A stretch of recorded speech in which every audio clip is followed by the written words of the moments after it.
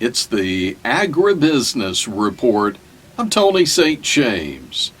We're in Capitol Hill, and actually in the Capitol today with the Honorable Rick Crawford. He serves the 1st Congressional District of Arkansas. Great to see you. Good to be here.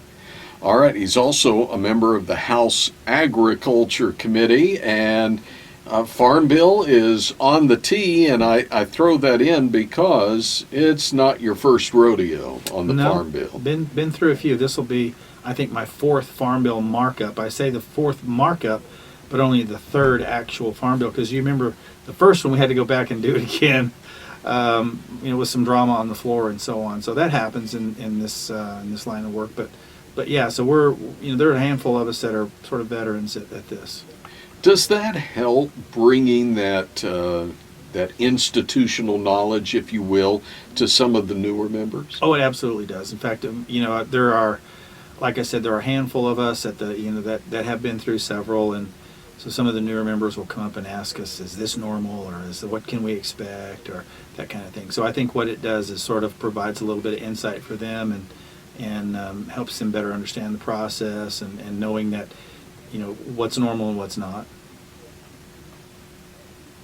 Putting together a farm bill really takes a lot of effort on members' part, but what about those who are kind of behind the scenes, staff members, economists that get involved? How important are they to this? Well, that's the real issue here is the unseen players that do the bulk of the heavy lifting. So we've got to understand this stuff, but it doesn't happen in a vacuum, and we're not in a position to be able to flesh out the minutia of policy detail that our staff is able to do. So the amount of hours the staff puts in, I can't imagine, particularly the closer you get to actual markup, the more hours they're putting in the course of a day to a point that by the time we're done with this week, I think they're going to all need to take off and sleep for about 24, 25 hours just to try to, you can't bank sleep, but my goodness, they're missing out a lot of sleep, a lot of family time, and that's sort of on a piece of legislation this big, they're really working overtime, to say the least.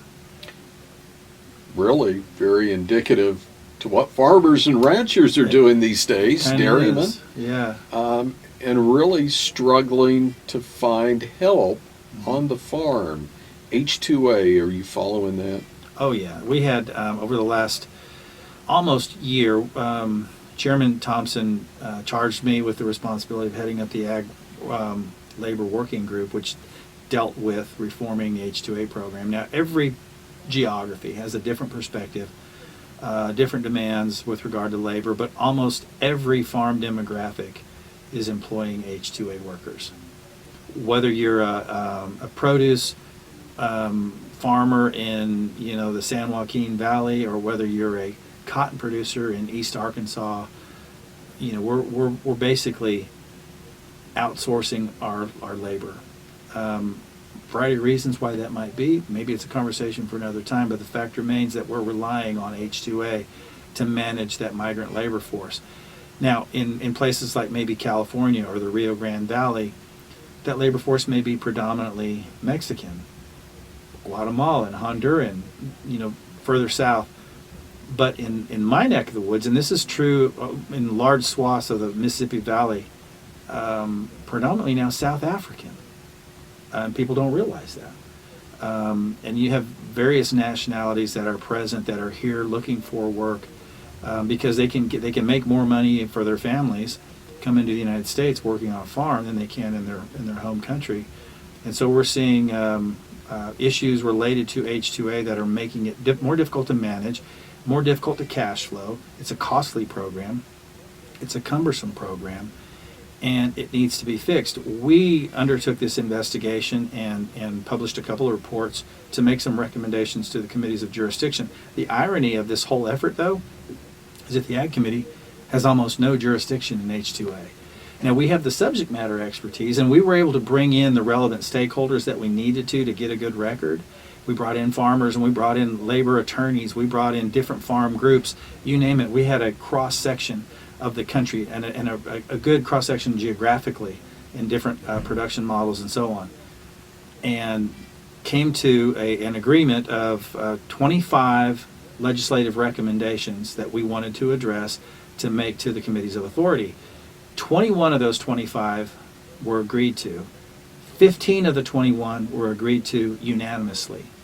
This was a group that was comprised of 10 Democrats, 10 Republicans. Myself and Don Davis from North Carolina co-chaired the effort. So if we didn't do anything else, we showed that we can work in a bipartisan fashion and really get some things done with regard to how we can recommend legislative fixes to a really complex issue. You mentioned that bipartisan work, but there's another bicameral process that has to take place. Can that happen? Well, that's the real challenge here, because not only do we have to, address those hurdles of bipartisanship, but when we cross the Capitol and now we're bringing in the Senate, then obviously they're under a different leadership because they're in the Democrat majority, and therefore it may be more difficult even to create a bicameral environment that is also bipartisan. So yeah, we got some real challenges, and we've done it in the past. If we hadn't, we wouldn't have been able to pass farm bills. But it is a challenging environment. It's so good to see you. I can hear some music in the background. I believe it's the Triple Nickel Band playing, so that must mean it's time to go vote, right? That's right. That's always the cue. If Triple Nickel is playing, I got to go vote. It's so good to see you. Thanks for your work. Absolutely. Representing the 1st Congressional District of Arkansas, member of the House Ag Committee, all-around good guy, Rick Crawford. From Capitol Hill, I'm Tony St. James. It's the Agribusiness Report.